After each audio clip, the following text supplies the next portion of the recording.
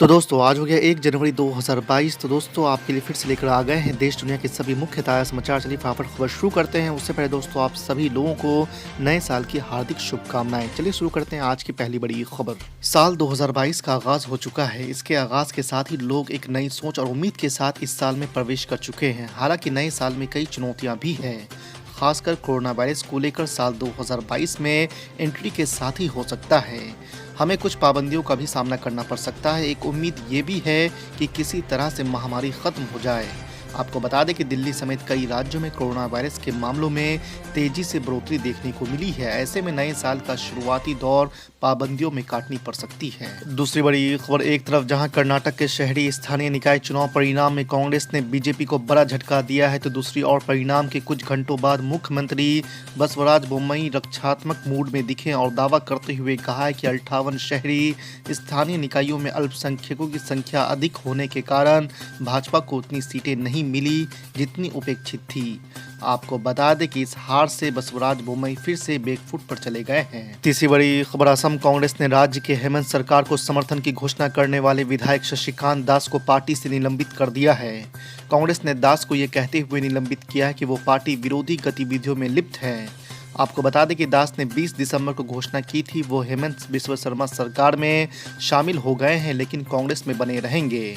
विधानसभा परिसर में मुख्यमंत्री के चेंबर से टिप्पणी करने के तुरंत बाद कांग्रेस ने राह से पहली बार विधायक बने दास को कारण बताओ नोटिस दिया था और एक दिन के भीतर अपना रुख स्पष्ट करने को कहा था। चौथी बड़ी खबर, हरिद्वार, दिल्ली और रायपुर के धर्म संसद में अभद्र भाषा इस्तेमाल किए जाने की घटना पर देश के 4 पूर्व नौसेना प्रमुखों सहित 160 से अधिक प्रबुद्ध नागरिकों ने राष्ट्रपति रामनाथ कोविंद और प्रधानमंत्री नरेंद्र मोदी को खुला पत्र लिखा है। आपको बता दें कि राष्ट्रपति और प्रधानमंत्री को लिखे गए खुले पत्र में प्रबुद्ध नागरिकों ने इस तरह के भाषणों को राष्ट्रीय सुरक्षा के लिए खतरा बताते हुए इसे हिंसा को उकसाने वाला बताया है। पांचवी बड़ी खबर, पूर्व क्रिकेटर वीरेंद्र सहवाग की बहन अंजू सहवाग ने आम आदमी पार्टी की सदस्यता ग्रहण की। इस मौके पर आम आदमी पार्टी के कई नेता मौजूद थे। आपको बता दें कि आम आदमी पार्टी के राष्ट्रीय महासचिव पंकज गुप्ता और विधायक सोमनाथ भारती ने अंजू सहवाग को पार्टी की सदस्यता दिलाई है। अंजू मदनगीर वार्ड से कांग्रेस की पार्षद रही है और पेशे से शिक्षक भी थी। छठी बड़ी खबर, हाल ही में भाजपा में शामिल हुए दिल्ली सिख गुरुद्वारा मैनेजमेंट कमेटी के अध्यक्ष मनजिंदर सिंह सिरसा ने अपना इस्तीफा वापस ले लिया है। भाजपा ज्वाइन करने से ठीक पहले उन्हें दिल्ली गुरुद्वारा प्रबंधन कमेटी के अध्यक्ष पद से इस्तीफा दे दिया था। अब उन्होंने तकनीकी और कानूनी कारणों का हवाला देते हुए इस्तीफा वापस ले लिया है। सातवीं बड़ी खबर, दिल्ली सरकार ने मुख्य मार्गों, चौराहों और मेट्रो स्टेशनों के बाहर 600 एलईडी डिस्प्ले स्क्रीन लगाने के लिए 475 करोड़ रुपए से अधिक की राशि मंजूर की है, ताकि सामाजिक संदेश, सरकारी नीतियां, प्रदूषण, डेटा और जनहित के अन्य जानकारी प्रसारित की जा सके। आठवीं बड़ी खबर, मुख्यमंत्री योगी आदित्यनाथ ने शुक्रवार को कांग्रेस के गढ़ रायबरेली में कांग्रेस पर ही हमला बोलते हुए पार्टी को मरा हुआ सांप और आतंकवाद, सांप्रदायिक दंगों और भ्रष्टाचार की जड़ बताया है। उन्होंने समाजवादी पार्टी पर भी तंज कसा और कहा है कि समाजवादी इत्र भ्रष्टाचार की बदबू फैला रहा है।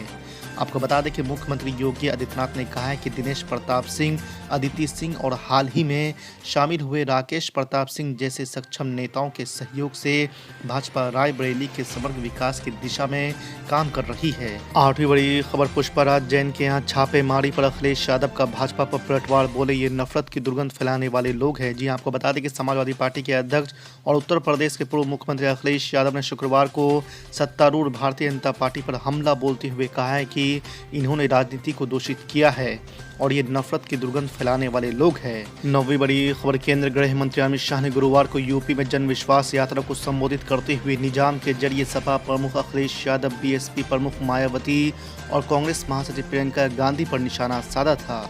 अब आपको बता दें कि गृह मंत्री के इस बयान पर ऑल इंडिया मजलिस इत्तेहादुल मुस्लिमीन के प्रमुख बैरिस्टर असदुद्दीन अवैसी ने शायराना अंदाज में निशाना साधा है। असदुद्दीन अवैसी ने ट्वीट करते हुए कहा है कि यूपी के हाकिम वक्त को बदलना है, मताए अमन लुटाएंगे हम ज़माने में, निजाम जबर व तशद्दुद कुचल कर दम लेंगे।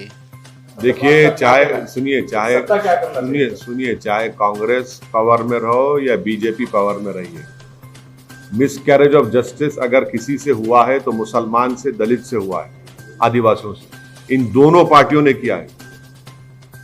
तारीख है, हमारी हिस्ट्री है कि कितने जेलों में सड़ गए। यूएपीए का इस्तेमाल किस पर होता है, पोटा का इस्तेमाल किस पर हुआ, टाडा का इस्तेमाल किस पर हुआ, मुसलमान, दलित, आदिवासी पर हुआ। और तमाम मिसकैरेज जस्टिस है, कंप्लीट मिसकैरेज ऑफ जस्टिस अगर किसी से हो रहा है तो इन 3 कम्युनिटीज से हो रहा है। ये दोनों पार्टीज जो पावर में रहते हैं, इसमें कोई डिनाई नहीं कर सकता। 1.5 साल, 3-3 साल, 4-4 साल जेल में और बरी हो जाते हैं। क्या बीजेपी के 6.5 साल में इन्होंने इस्तेमाल नहीं किया, कानून को गलत इस्तेमाल किया, जेलों में डाल दिया और 4 साल 5 साल के बाद बरी हो जाते हैं। कोई पूछने वाला नहीं है उनको, कोई सजा देने वाला नहीं है उन पुलिस ऑफिसर्स को।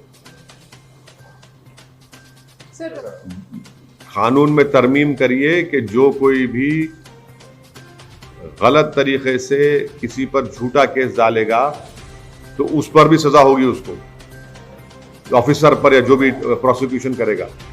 क्या बात है, आप बताइए, 5-5 साल 6-6 साल आप जेल में रहेंगे और जब निकलते हैं उसके बाद केस खत्म, कोई पूछने वाला नहीं है।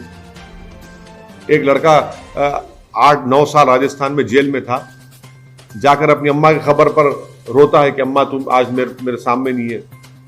क्या हो रहा है ये? तो मिसकैरेज ऑफ जस्टिस डेफिनेटली हो रहा है। सोमनाथ जी जो यहाँ बैठे हैं, क्योंकि आम आदमी पार्टी एक ऐसी पार्टी है जिसने प्रोटोकॉल तोड़े हैं राजनीति के, तो वो प्रोटोकॉल तोड़ते हुए मैं भी ये कहूँगी हर व्यक्ति को नमस्कार न करने के अलावा यहाँ पर जो सभी उपस्थित हैं सबको नमस्कार, और पार्टी के शीर्ष नेतृत्व का भी बहुत बहुत धन्यवाद जो लोगों ने आज मुझे अपने परिवार में शामिल किया। अपनी तरफ से सभी को यही आश्वासन दे सकती हूँ कि जो भी जिम्मेदारी हमें दी जाएगी हम उसको पूरा शिद्दत के साथ निभाएंगे। किसी भी परिवार में जुड़ने का मतलब जिम्मेदारी पहले आती है, बाकी चीज़ें बाद में आती हैं। और क्योंकि मैं सबसे छोटा सदस्य हूँ परिवार का, तो लाड़ की भी उम्मीद रखूँगी। किसी चीज़ों पे विरोधाभास होगा तो वो भी कहने का हक रखूँगी। और अपनी तरफ से जो भी जिम्मेदारी पार्टी की तरफ से, पार्टी के शीर्ष नेतृत्व की तरफ से दी जाएगी, उसको पूरी ताकत के साथ पूरा अपना योगदान देते हुए निभाऊंगी, यही कह सकती हूँ। Thank you so much. तो सबसे इंटरेस्टिंग बात जो वहां से निकल के आई कि मोदी का ऑल्टरनेटिव देश को मिल गया। चंडीगढ़ जैसे शहर में मेरा पर्सनल अनुभव है, पर्सनल, मैं जो डोर टू डोर किया, अरविंद केजरीवाल जी की रीच, उनकी पॉपुलैरिटी, उनके नाम का एक्सेप्टेंस इस देश के हर कॉर्नर पे आज है। मैं देख रहा हूं कि आप देख सकते हैं कि वो जिस प्रकार से 2013 के अंदर आम आदमी पार्टी यहां पे सरकार बनाई थी 28 सीटों के साथ, यहाँ 70 सीटें थी, 28 आई थी, वहां 35 सीटें थी और 14 आई। और